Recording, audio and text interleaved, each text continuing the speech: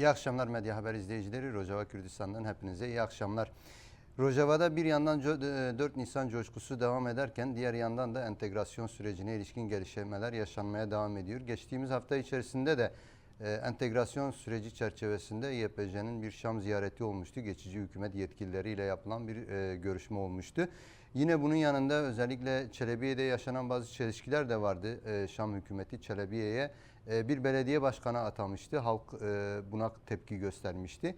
Bunun yanında farklı alanlarda, farklı çalışmalarda yine entegrasyon çalışmaları halen devam ediyor. Yer yer çelişkiler, yer yer uzlaşmalı alanlarla entegrasyon süreci devam ediyor. Afrinlerin gidişi yine geçtiğimiz hafta içerisinde gündem olan konulardan biriydi. Tüm bunları şu anda stüdyomuzda bulunan gazeteci arkadaşımız Beritan Sarıya ile beraber sizler için değerlendireceğiz. Beritan arkadaş hoş geldiniz yayınımıza. Merhaba, hoş bulduk.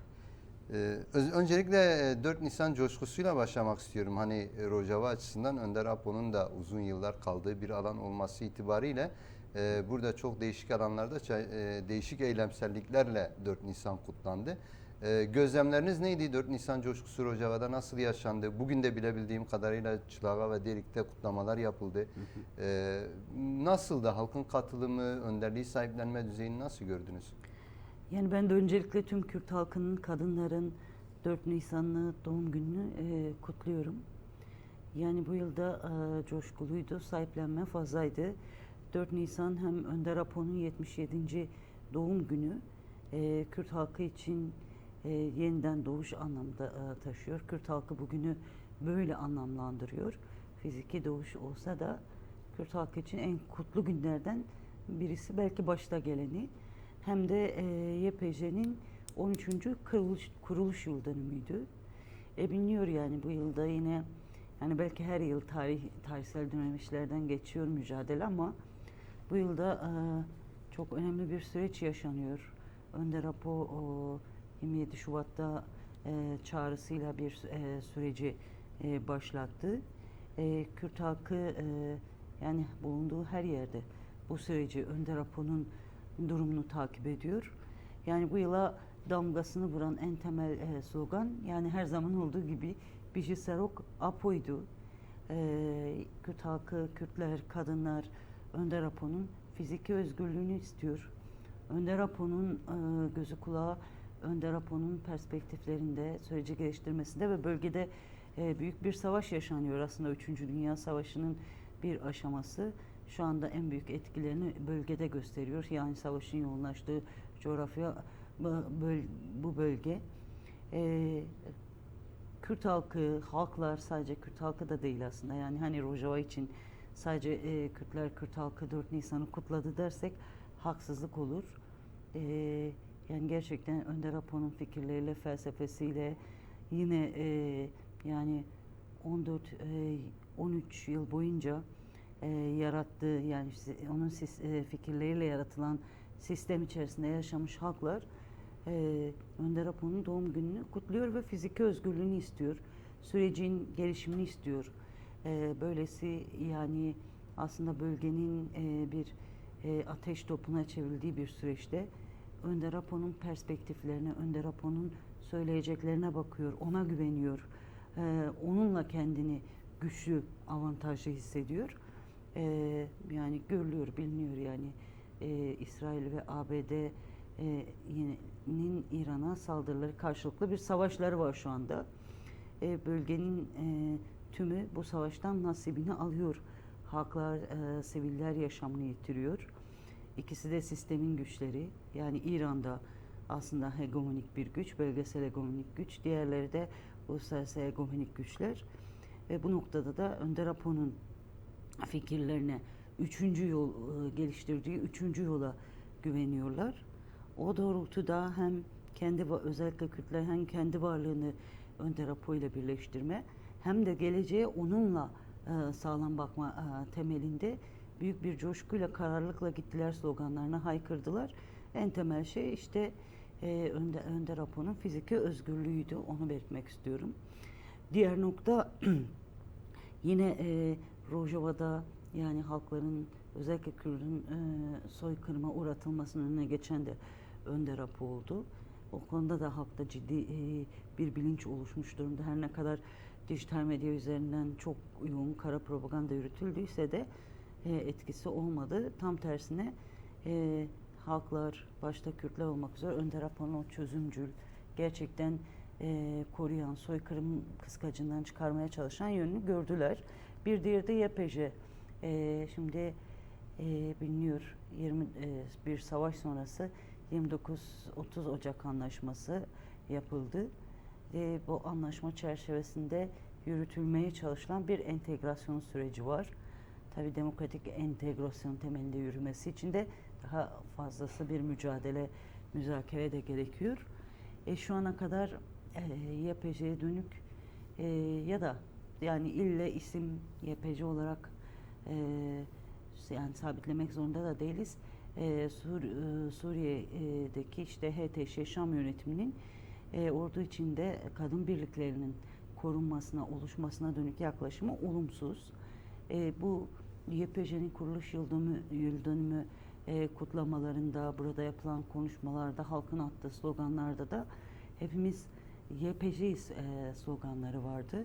Yine elbette yani YPJ'nin de aslında bugün kurulmuş olmasını ve var olmasını sağlayan Önder Apo'nun fikirleri olduğu için ikisi birleştirildi birçok yerde etkinlikler, törenler. Bunu belirtebilirim. Bu anlamda güçlü geçti, mesajlar veriliyor. Ayrıca yani birçok yerde sadece kutlama değil, yani ağaç ektiler. Yani aslında bir insanın doğuşu, bir halkın yeniden doğuşu, aynı zamanda da Önder Apo'nun anlamlandırdığı biçimde ağaçlar ekerek doğayı canlandırma, zaten Nisan ayı direkt baharın başlangıcı, ağaç dikme etkinlikleri oldu. Ki zaten en fazla bölgenin durumu da biliniyor, yani susuz, kurak bir coğrafyaya çevrilmiş durumda, savaşlar, bilinçsizlik, genel anlamda ağaçlar ekildi. Bunu ifade edebilirim. Evet, özellikle YPJ için belirttiniz. Ben ikinci soruyu YPJ ile devam etmek istiyorum.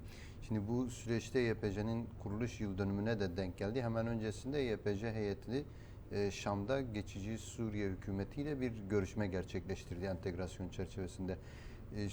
Belirttiniz, yani bu entegrasyon sürecine dönük en fazla tıkanan noktalardan biri de YPJ'nin varlığı konusu. Şimdi o konuda gibi bir gelişme var? Orada yaşanan tartışmalar neydi? Nasıl bir sonuçla YPJ heyeti Rojava'ya döndü? Yani biliniyor, bir süredir 29 Ocak'tan bu yana bir askeri entegrasyon çalışmaları da yürüyor. O doğrultuda yani Cizre bölgesinde belli düzeyde sonuç da alındı ama Kobani'de halen bazı sorunlar var, bildiğimiz kadarıyla detaylarını tam olarak bilmiyor olsak da yani 3 Tugay kuruldu. Bir Kamışlı, Derik ve Haseki olmak üzere. Tabii bunlar 60. tümen çerçevesinde bir tümen olarak bütünleşiyor. Yine Tugay Komutanı yardımcılığına da eskiden Kasede Genel Komutanlığı'nda yer alan Çiya Kubani atandı. Kubani'deki Tugay da oradaki Halep tümenine bağlı. O daha ayrı sistem olarak onu ifade edebilirim. Şimdi yani Şam yönetiminin dayatması, kadınlar orduda yer alacaksa bile bireysel olabilir en fazla. Ki zaten yani daha önceki görüşmelerde denilmiş, bunu bazı YPJ komutanları da açıkladı. İşte artık bir devlet var, bir ordu var. Gidin işte asayişe katılın. Biz sizi koruruz. Böylesi bir yaklaşım olmuş ama en son işte YPJ ısrarla Şam'a gitti. Belki ileride Colayn ile de görüşecekler. 1 Nisan'da gerçekleşti görüşme. Yani şu anlamda olumlu deniyor. En azından bir diyalog oldu. Yoksa hani buna cevap verildiği, olumlu gelişmeler olduğu anlamda değil. Benim aldığım bilgilere göre YPJ'nin hazırladığı yazılı belge. YPJ aynı mesela KASE'de nasıl entegre oluyor? YPJ nasıl orduya entegre olacak? Bu konuda bir belge hazırlandı. Bu teslim edildi. Aslında YPJ'nin kaba hatlarıyla ifade edecek olursak, tüm detayları ben de bilmiyorum. Tüm detaylar şu anda açıklanmıyor.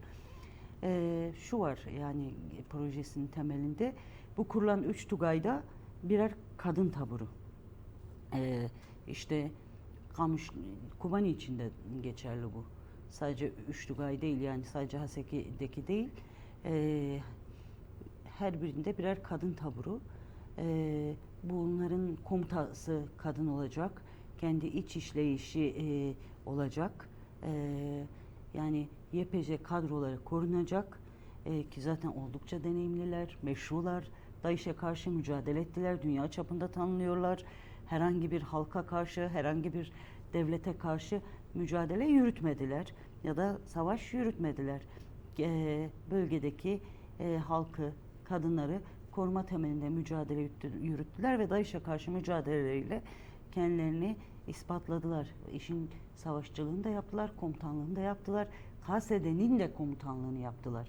YPJ'li kadın komutanlar. Bu anlamda yani bu kadroların korunması Suriye ordusuna örgütlü ve anlamlı bir biçimde entegre edilmesi gerekiyor. Öyle işte bireysel katıl ya da sadece genelin içerisine kadınlar olsun ama o zaman kadın iradesi nerede kalıyor? Ki Orta Doğu gibi bir coğrafyada, Suriye gibi bir alanda bu anlamda anlamlı bir katılım. Bir de aynı zamanda oluşan genel tümenin, yani Rojava bölgesi için oluşturulmuş bu proje. Tümenin komutanlığında da işte bir tümen komutanı ve tümen komutanı yardımcısı var. Tümen komutanı yardımcısı Chia Kobani. Bir de kadın komutanın olması gerekiyor. Yani 60. Tümen Komuta kademesinde kadınların da yer alması. Tabii ki. Yani çünkü kadınlar da örgütlü olarak bu şeye katılmalı. Yani aslında Suriye ordusunda kadın birliklerinin olması. Şimdi bakacak olursak çok mantıklı, çok aslında faydalı bir proje. Yani hem şunu düşünecek olursak, yani aslında ordu diye bir şey yok şu anda. Ordu yeniden inşa edilmek zorunda. Belki bu entegrasyon çalışmaları Suriye ordusunun yeniden inşa edilmesine katkı sunabilir.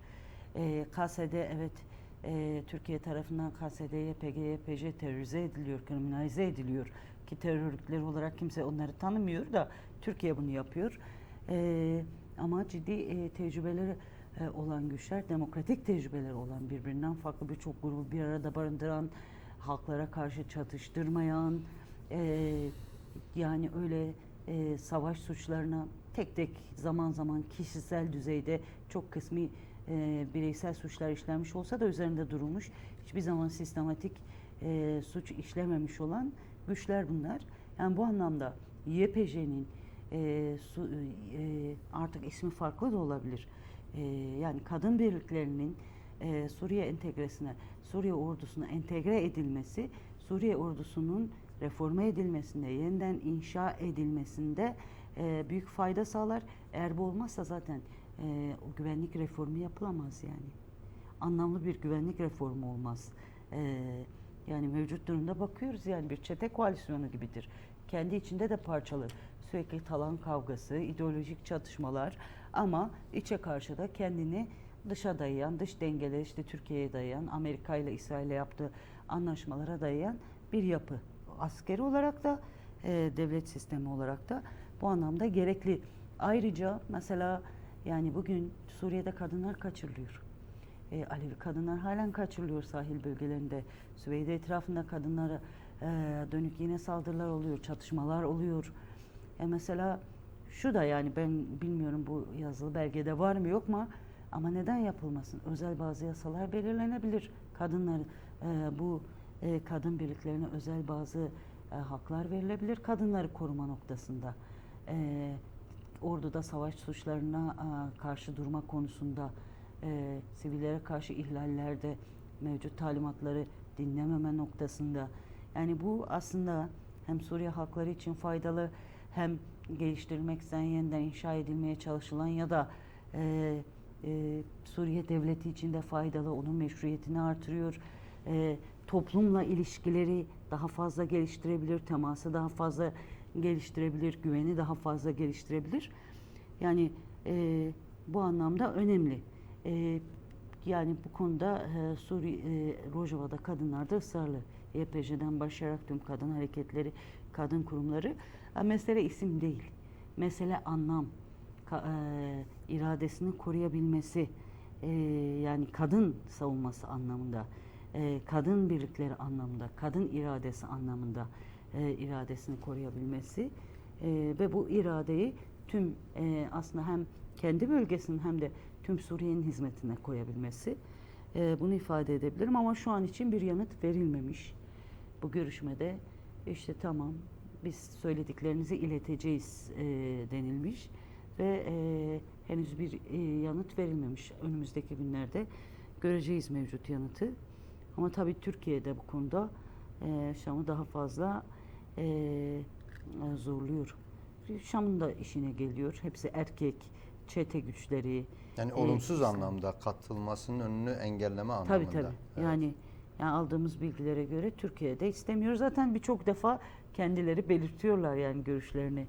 Evet. Televizyonda, basında tehditleriyle belirtiyorlar. Onu ifade edebiliriz. Bu konuda da bunları belirtebilirim. Evet. Şimdi özellikle yapacağınız Şam ziyareti açısından sorulan, kamuoyunda sorulan sorulardan biri de yani şu ana kadar görüşmeler hep KSD üzerinden ilerliyordu. Hatta daha önceden de KSD heyetiyle beraber YPJ yetkilileri, komutanları gidiyordu. Şimdi bu ilk defa YPJ kendi başına Şam'a gitti. Yani bir heyet olarak gitti. Bu bir tanıma olarak görülmeli mi acaba? Henüz değil. Yani olumsuz değil, olumlu bir şey. En azından diyalog anlamında olumlu. Ama yani tanımı olarak göremeyiz. Bir diğeri de yani YPJ KSD bileşeniydi. Ama YPJ KSD içerisinde de kendi iradesini, mekanizmasını koruyan bir güçtü. Kadın savunma gücüydü. Onu ifade ettik. KSD'nin zaten içerisinde birbirinden çok farklı gruplar olsa da hatta bazı gruplar çok demokrasiye yatkın da olmasa daha fazla demokratikleşmesini, daha fazla bir arada olabilmesini, daha fazla disipline olabilmesini sağlayan bir güçtü. Bunu da ifade etmek gerekiyor. Evet. Şimdi özellikle entegrasyon sürecinde bir de göç etmek zorunda kalan insanların kendi yerlerine dönüş meselesi vardı. Daha önce bir grup Afrinli gitmişti. İkinci grup Afrinli de dün yola çıktılar ve ulaştılar dün gece saatlerinde. Daha önce giden grubun hemen ardından Nevroz kutlamalarında sorunlar da yaşanmıştı. Ondan dolayı bazı aksamalar da oldu ama ikinci grup dün gitti. İzleyebildiniz mi? Hava nasıldı? Gidişlerde devam edecek mi? Ne sıklıkla devam edecek? Halen geniş yani çok büyük bir kitle var yani halen göç etmiş birçok insan var. Yine Serikani ve Grispi'den göç etmek zorunda olanlar var. Bunların durumuna ilişkin en son gelişmeler nelerdir? Yani aslında bu geri dönüşler gereken tempoda ilerlemiyor. Sadece Nevroz'da yaşanan olaylar değil, öncesinde de. Yani mesela 9 Mart'ta ilk grup gitmişti. 400 aileden oluşuyordu. Mabata, Şiye, bir diğer ilçeyi unuttum. Sanırım Afrin Bülbüle'ydi. Dönüşler bu bölgeler olacaktı ama sonra gidildikten sonra da görüldü. Birçok yerde çeteler işgal ettikleri evlerden çıkmak istemiyorlar. Biraz Şam yönetimi de ağırdan alıyor. Orada da bazı zorlamalar var. Sonra Nevroz'da saldırılar oldu. Dün işte 4 Nisan'da bir grup gitti. Aslında 4 Nisan'da gitmek istemiyordu aileler ya da öyle planlanmıyordu. 4 Nisan Önder Apo'nun doğum günü, Kürt halkının kendi doğum günü olarak anlamlandırdığı bir gün ama mesela o gün olsun diye bir dayatma olduğunu biliyorum ben. Biraz keyfi, kendine göre bir yaklaşım da var bu konuda. Şam yönetiminde 8 Nisan'da bir grubun daha gitmesi planlanıyor. Dün zaten KSD genel komutanı olan Mazlum Abdi, yani dün Rojava yönetiminden Mazlum Abdi ve Şam yönetimi temsilcisi Ziyad Eliş konuştular. Yani 8 Nisan'da bir grubun daha gitmesi bekleniyor. Bir de esir takası var. Yani şimdi 1170 KSD'li esirin Şam yönetiminin elinde olduğu söyleniyor. Ama şimdiye kadar mesela sadece 300 tanesi takas edildi. Yani bu hafta içerisinde bir de esir takasının yapılacağı belirtiliyor. O konuda da keyfi yaklaşımlar var. Kendine göre, kendini dayatan yaklaşımlar var Şam'ın yaklaşımında. Mesela ben yani ikinci, üçüncü gruplar belki biraz daha düzenli oldu ama ilk esir değişiminde mesela gecenin bir yarısı kimseye haber vermeden bıraktılar esirleri. Parça parça bıraktılar bir anda. Yani böyle aslında yaklaşımlar da oluyor, onu ifade etmek istiyorum. Yani Bunu belirtebilirim. evet, özellikle şimdi Serekani açısından pardon. evet, buyur, devam edin. Özür dilerim. Yani Serekani, Afrin açısından da özellikle Serekani açısından Türk askeri varlığının büyük problem olduğunu biliyoruz. Yine çetelerinin varlığı. Afrin'de de varlar aslında da daha çok cephe bölgelerine çekilmiş durumdalar. İçeride belki istihbaratları, kendilerine bağlı gruplar var. Serekani açısından henüz bir başlangıç durumu yok. Biraz daha Serekani'nin sanki konumu birazcık daha farklı. Ben tam hani bu konu üzerine yorum yapmak istemiyorum ama şu anda hala mevcut sorunlar aşılmış değil Serekani üzerine. Serekani'ye dönüş konusunda. Şimdi öncelikle ben Afrin'e dönük belirttiniz aslında, yani çeteler halen evlerde bırakmıyorlar, arazileri kullanıyorlar. Şimdi Afrin'e dönük yoğun bir insan hakları ihlalleri de söz konusu. Bu konuda özellikle giden ailelere dönük herhangi bir saldırı, yaklaşım, bir gözlem nedir o konuda? Yani korku var. Ama hani giderken asayişle birlikte gidiyorlar. Yani o konuda bir şey var. Şu ana kadar çok gergin bir durum yansımadı ama bir korku var, yeterince rahat değiller. Bu konuda belli anlaşmalar var. En son saldırılar olmuştu zaten Nevroz'da. Afrin içerisinde genel olarak yani sürekli insan kaçırmalar, katletmeler sürüyor ki sadece Afrin değil, Suriye'nin genelinde de var yani şu anda. Yani o konu halen bir kriz meselesi yani mevcut durumda yani Suriye'de yani en güvenli bölge, her ne kadar sürekli tehdit altında da olsa, yakın süreçte bir savaşta yaşamış olsak yani şu anda bu bölgeler işte Haseki, Derik, Kamışlı aslında Şam yönetimi güçlerinin girmediği bölgeler. Yani temsili düzeyde var oldukları bölgeler. Diğer yerler, Türkiye'nin işgali altındaki bölgeler zaten vahşet. Yani Suriye'nin diğer bölgeleri de öyle. O açıdan her zaman risk var yani, evet. Yani şimdi Evet. Suriye'de yaşamak, kendi toprağında yaşamaya çalışmak maalesef bugün kolay değil öyle. Serikani ve Grisbi'ye az önce belirttiniz, yani özel bir durum. Şimdi bu özel durum Şam hükümetinden kaynaklı bir durum mu, yoksa halen Türk varlığının oradaki yaratmış olduğu koşullardan kaynaklı mı? Yani bence yani kendi kişisel görüşüm, öncelik Türk devleti ve çetelerinin yarattığı sıkıntı, ama tabii ki Şam yönetiminin de böyle bir şeyi var yani kendi Şam yönetimi güçleri de öyle düzenli, disiplinli, hukuka göre, hakka göre hareket eden güçler değil yani. Evet. Şimdi bir de entegrasyon süreci devam ederken Şam yetkililerinden de çok farklı açıklamalar geliyor. Yani daha çok bir yandan mesela kasede ve özel yönetim entegrasyon sürecini kazanımların bir statüye kavuşturulması olarak nitelendirirken, Şam hükümeti ise tam tersine var olan kazanımların tümden ortadan kaldırılması olarak nitelendiriyor ki geçtiğimiz hafta özellikle Şer'an'ın entegrasyondan sorumlu yardımcısı öyle bir açıklama yapmıştı. Yani entegrasyon sürecinde işte özellik ortadan kalkacak, kantonlar ortadan kalkacak, kasede kalmayacak gibi açıklamalar oldu. Şimdi bunları nasıl yorumlamak gerekiyor? Yine bir yandan mesela Çelebi ve anlaşma varılan noktalarda mesela yine Şam hükümeti kendine göre bazı yaklaşımlar sergiliyor. İşte atamaları merkezi yapmaya çalışıyor. Şimdi bu yaklaşım Şam hükümeti açısından entegrasyonun nasıl ele alındığını gösteriyor. Yani normalde yani biraz önce entegrasyon demokratik niteliği olması gerekir. 10 Mart Anlaşması'na yaklaşımda gördük yani nasıl ele alıyorlar. Sonrasında bir savaş başladı. 29 Ocak Anlaşması 30 Ocak'ta ilan edildi. Ona göre de yani hani bir entegrasyon ama belirli hakların korunduğu. Şimdi mesele özel yönetimin kalması ismen veya ne bileyim adı özellik olmuş, federalizm olmuş meselesi değil. Ya da KSD'nin ismen kalıp kalmaması meselesi değil. gerçekten güvenlik, istikrar, adalet inşa edebilmek, halkları bir arada yaşatabilmek, yani Şam yönetimi iş başına geldiğinden bu yana 10 bin üzerinde insan öldü, sivil insan öldü. Suriye'de az bir şey değil yani. Bir yıllık bir süreçte, bir yıl birkaç aylık bir süreçte o da devrim yaptıklarını iddia ediyorlar. Her gün siviller ölüyor. Daha 2 gün önce 16 insan Suriye'nin çeşitli yerlerinde öldü. Şimdi yani evet çok yavaş ilerlememeli entegrasyon süreci ama böyle bu kadar çok hızlı oldu bittiye getirilecek birçok şeyin dayatılacağı bir süreç değil. Yani biraz önce ordu boyutunda da belirttik. Yani ortada bir Suriye ordusu yok ki. Adı Suriye ordusu olsa ne olur?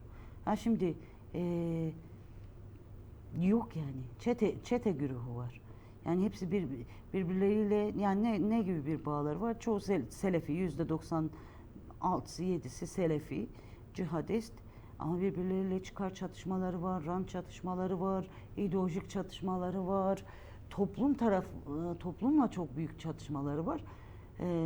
Çünkü toplum üzerine kene gibi yapışan bir yapı bu. Öyle toplumu koruyan, güvenliğini sağlayan, ülkeyi koruyan bir yapı yok yani. Şimdi mevcut durumda devlet de öyle. Yani hani tamam Suriye devleti adı var, işte bir tarihi var. Ama mevcut savaşta zaten çöktü birçok şeyi. Şimdi bu güruhun iş başına gelmesiyle ortada gerçek bir hükümet, klasik anlamda, klasik devlet yapıları anlamında gerçek bir devlet de yok. Uzman bir ekip de yok. Teknokrat bir ekip de yok. Ya da halklar tarafından kabul edilen, kadınlar tarafından kabul edilen işte seçimle ya da gerçek bir devrimle iş başına gelmiş bir hükümet de yok. Mecburdur. Yani aslında Türkiye'nin dayatmaları, işte Türkiye'nin kriminalize etmesi bir yana özerk yönetim deneyiminden yararlanmak zorundadır. Bu deneyimden yararlanmazsa zaten ayakta duramaz. Şimdi nedir? İşte tamam kurumlar entegre olsun. İşte sağlık Suriye devletine bağlansın resmi olarak. Bağlansın işte atamalarını da yaptılar da ama nasıl işletilecek? Bunun nasıl işletileceğini demokratik özerk yönetim geliştirdi, yaptı. Bölgedeki yönetim, yerel yönetim tecrübesi çok büyük. Şimdi bunlardan faydalanması gerekir. Kendi çıkarınadır. Başka türlü ayakta duramaz. Başka türlü de yönetemez. Yani o açıklamalarla işte kasede kalmadı, şu bitti. Yani biraz da psikolojik boyut bu. Yani işte biz zafer kazandık, her şey bitti, devlet egemen, şu bu. Zaten yani sizden öncesinde de yani rejim, Esad rejimi döneminde de yani KSD'nin, YPG'nin, YPJ'nin ya da özerk yönetimin devleti yıkmak, ayrı bir devlet olmak gibi bir hedef olmamış hiçbir zaman. İlkeli uzlaşma denilmiş. Bu demokratik entegrasyon süreci de müzakere ve ilkeli uzlaşma olmalıdır yani. Hadi ben dayatıyorum, sen gel devlet içerisinde yer al. Şu müdürünü ben atarım, şu şöyle olacak, bu böyle olmaz, yürümez yani. Oradan güvenlik çıkmaz, istikrar çıkmaz, barış çıkmaz, ne diyelim, refah çıkmaz yani. Sürekli çatışma üretir. Şimdi bu kimsenin faydasına olmaz. Mevcut durumda yani zaman zaman işleyen, zaman zaman dayatmaların ön plana çıktığı bir süreç var. Şam'ın dayatmaları oluyor, onu ifade edelim, biz de diyoruz. Mesela eğitim konusu, ana dilde eğitim konusu kalmış değil, eğitim müfredat konusu henüz netleşmiş değil. Yine üniversiteler, yani Rojava'da üniversiteler var, bunların diplomasının geçerli olup olmayacağı o konu netleşmiş değil. Petrol sahaları, ekonomik anlamda evet, yani bu konuda entegrasyona girdi, devredildi bir anlamda. Ama bölgenin bütçesi nasıl olacak? Bölge halkları bundan nasıl faydalanacak? Bu konu net değil yani. Dayatmalar var bildiğim kadarıyla. Yine böyle birçok konuda yani. Diyelim ki şu anda 66 müdüriyetten bahsediliyor. Ama bu müdüriyetlerin anlamı, içeriği ne olacak? Bu çok önemli. Şimdi mesela orada da öyle yani demokratik özerk yönetimin temel bileşenlerinden biri kadındı yani. Kadın kotası vardı. Ama şimdi mesela benim bildiğim müdüriyetler için isim istediklerinde kadınların isimleri verildiğinde diyelim ki müdür olarak onu tanımıyorlar. Yani mesela muhatap almıyorlar. Erkeği direkt atamaya çalışıyorlar. Mesela bu yaklaşım. Zaten eş başkanlık sistemini hiç kabul etmiyorlar. Tam onu zaten kabul etmiyorlar ama pratikte uygulayabilirsin bölgende. Ama yani mesela verdiğin isim listelerinde de yani direkt erkeğe atıyorlar. Böylesi bir gerçekliği var. Ama böyle olmaz yani. Yani böyle o anlaşma bir teslimiyet anlaşması değil, değil mi? 9 Ocak anlaşması. Kaldı ki direniş kararı alınmıştı. Şeyden önce, bu anlaşmadan önce. Topyekün direniş. Direniş de olabilirdi. Yani evet, kimse savaşı istemiyor. Bir soykırım sürecinin önüne geçildi.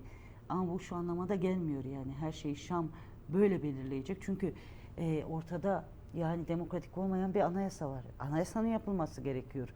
Yasalar yok. Yani kararnamelerle nereye kadar?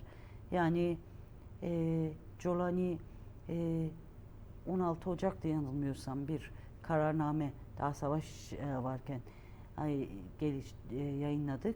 Kürtlere ilişkin işte Kürt kimliği, Haklarının Nevrozlar, tanınacağını bazı da, hakları evet. Yani tümünü olmasa da halen Kültürel haklar. örgütlülüğü dışlamaya çalışıyorlar. Genel oluşturdukları anayasa taslağı da öyledir. Örgütlülükleri dışlıyor aslında. Yine 16 Şubat ya da 15 Şubat, 16 Şubat'ta sanıyorum bir kararname yaptılar. Colani imzaladı. Valilerin yetkileri artırıldı. Olumluydu. Yani valiler atama yapabilir, ihale geliştirebilir. Bu olumluydu. Yani Haseki'de işliyor. Ama Kobani'de tam işlemiyor, senin de belirttiğin gibi. Orada bazı farklı denemeleri var. Ama kararnamelerle olmaz yani. Kararname, bugün o kararnameyi çıkarırsın, yarın eğer bu iyice oturup büyük tepkiler geliştirmezse, yayılara yayılmazsa başka bir kararname çıkarır. Orada ki tüm hakları askıya alırsın yani. Olmaz. O yüzden gerçekten ciddi bir toplumsal hareket de oluşması gerekiyor. Yani gerçekten bu anayasanın değiştirilmesini, bu anayasanın demokratik temelde yapılması için yine bu temelde yasaların oluşturulması için şu anda el yordamı, kara düzen giden bir entegrasyon süreci var bence. Yani ben öyle yorumluyorum kişisel olarak. Bu da her şey açık. Zaten bölgede yani yarın 24 saatte neyin değişeceğini bilmiyoruz ama bu da her şey açık yani. Ne zaman çünkü farklı şeyler de yani arka planda farklı güçlerin de hazırlandığını duyuyoruz. Böylesi bir gerçeklik var.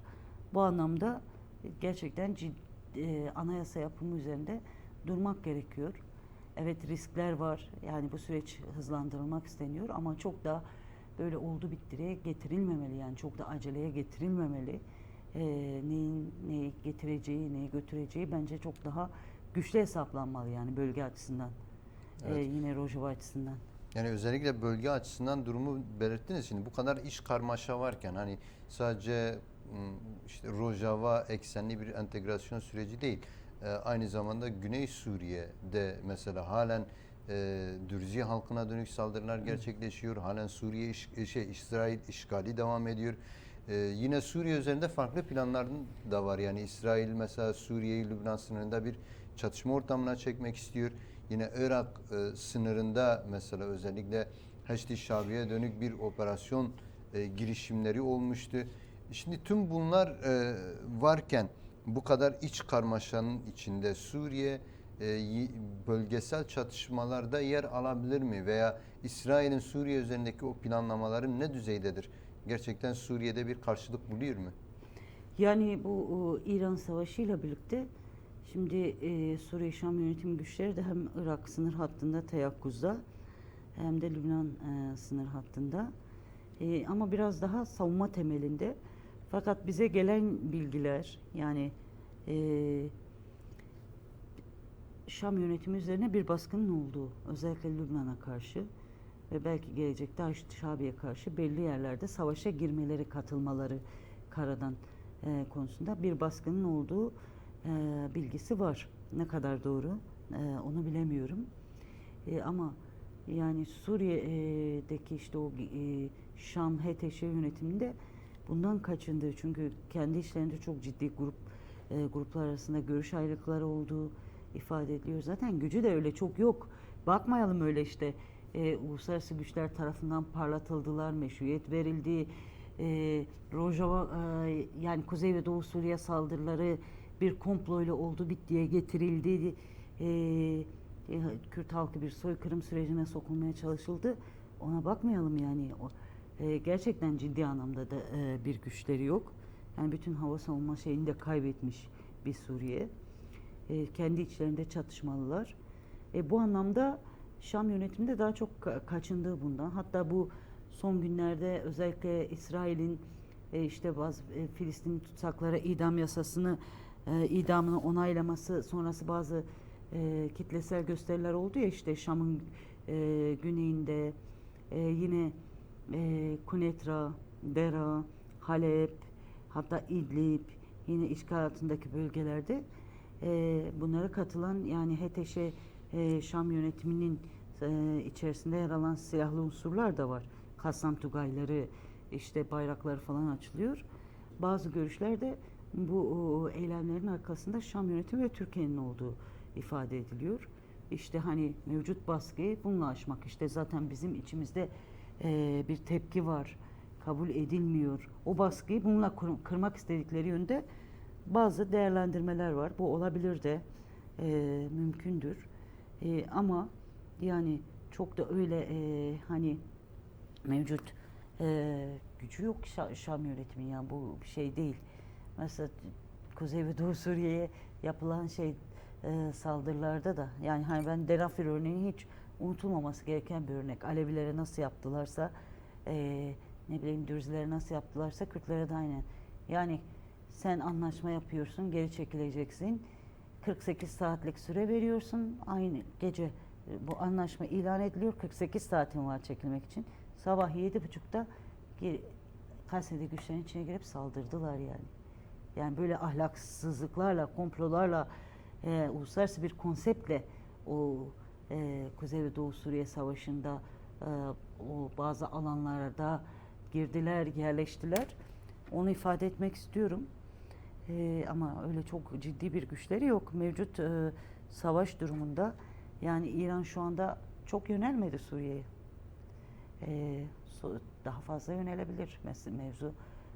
Sadece ne bileyim Amerikan üsleri değildir. Eğer gerçekten böyle bir savaşta yer alırsa şimdi İsrail Lübnan'ın güneyinde belli bir kara operasyonu yürütüyor. Buna HTŞ'de dahil olursa çok daha zor durumda kalabilir. İran'ın baskıları artabilir. Ama kabul etmezse de ABD ve İsrail'in baskıları artıyor. Hele ki bu eylemliler Şam ve Türkiye'de arkasında olabilir. İşte daha çok İsrail'i daha çok Suriye'ye saldırmaya dönük tetikleyecek. Yani onlar da ciddi anlamda sıkışmış durumdalar.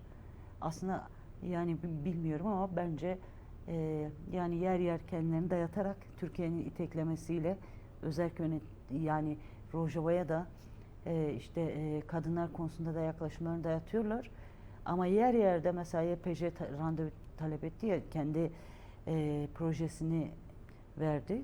Yer yerde işte tamam ileteceğiz. Yani bir beklenti yaratıp oyalayarak geçiştirmeye çalışıyorlar gibi geliyor bana. Yani Çünkü genel süreci bir oyalama taktiğiyle mi götürmeye çalışıyor Şam hükümeti? Şeyde de o Mart Anlaşması'nda da öyle değil miydi? Yani oyalıyor, zaman kazanıyor, kendi darlıklarını bu süreçte aşmaya çalışıyor.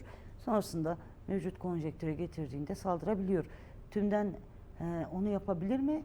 Demiyorum tümden yapabilir ama böyle bir yaklaşımlar da vardır. Bunu hiçbir zaman göz ardı etmemek gerekir. Yani bölgesel açıdan da böyle bir yaklaşım sadece iç sorunlar değil de hani mesela Lübnan'a dönük bir operasyonda yer alma ihtimali olabilir mi? Yani ihtimal dışı değil ama mümkün olduğunca girmek istemiyorlar. O konuda da bir oyalama, geçiştirme, işte bak bizim de böyle sorunlarımız var bundan dolayı yapamıyoruz gibi ama söz vermişler yani bu biliniyor yani. İsrail ile Amerika garantörlüğünde anlaştılar. o temelde meşrulaştırıldılar ve Kuzeydoğu Suriye Demokratik Özerk Yönetim bölgelerine saldırılarına da izin verildi. Yani sonsuza kadar herhalde Türkiye'ye bu dengelere dayanarak ayakta kalamazlar. Yani böyle bir gerçeklikleri var. Eğer gerçekten şey yapmak istiyorlarsa, kalıcı bir devlet yapılanması istiyorlarsa mevcut kendi halklarıyla uzlaşmak zorundalar. Tamam, hani halkçı bir yapı değil, cihatçı, DAEŞ yapılanması aslında. Ben baştan bu yana söylüyorum, yani DAEŞ'le nasıl olacak, Uzlaşılacak. nasıl uzlaşılacak ya da bu uzlaşma nereye kadar gidecek bilmiyorum ama eğer gerçekten böyle iktidarda bile kalabilmek istiyorlarsa yani bazı şeylerde değişmek zorundalar yani. Yani halka karşı değişmek zorunda. Öyle üstten ben söyledim oldu, ben buyurdum oldu ile olmuyor bu işler. Kabul edilmez, ayakta kalamazlar yani. Evet, özellikle yani şöylesi bir durum da var. Hani tartıştık, Suriye'nin durumunu genel tartıştık. Bu kadar iç parçalılık, iç çatışmalar, iç uzlaşmazlık zeminleri bu kadar fazlayken olası bir bölgesel savaşta Suriye'nin yer alması Suriye'yi nasıl bir pozisyona sokabilir? Vallahi çok daha kötü bir pozisyona sokar yani, ben onu biliyorum. Yani Suriye mevcut durumuyla da kalmaz. Ki zaten şu anda çok güçsüz durumdadır. Genel olarak yani çok büyük yıkım yaşandı Suriye İç Savaşı boyunca. Şu anda halklar memnun değil, ekonomi kötü. Her ne kadar dışarıdan Suudilerin, Katar'ın vesaire desteği olmuş olsa da durum kötü yani. Bu bir gerçeklik. Bu anlamda Suriye'yi çok daha büyük bir çıkmaza sokar. Suriye'yi parçalayabilir yani. Onu ifade edeyim ama tabii şimdi onlar da diyor biz söz verdik bir şekilde, yani bu sözü yerine getirememenin, yani İsrail'e, Amerika'ya bir gerekçesini oluşturmamız gerek. Yani sıkışmış durumdalar, onu ifade edeyim. Evet, son olarak zaten Türkiye Dışişleri Bakanı Hakan Fidan ile Zelenski de şu anda Suriye'deler. Bir ortak bir görüşme de yapacaklar bile bildiğim kadarıyla. Bakalım sonuç ne olacak? Bakalım, belki bu ekonomik şeylerdir, bu da şey, ama mutlaka Hakan Fidan'ın bölgeye dönük, yine bizim Rojava'ya dönük bir şeyler vardır cebinde, yani bir de bazı dayatmaları vardır diye düşünüyorum. Evet. Gazeteci arkadaşımız Beritan Sarıya, bize ayrılan sürenin sonuna geldik. Programımıza katıldığınız için çok teşekkür ederim. Ben teşekkür ediyorum. Medya Haber izleyicileri, bu haftaki programımızın da sonuna geldik. Önümüzdeki haftaya tekrardan buluşmak umuduyla hepinize iyi akşamlar.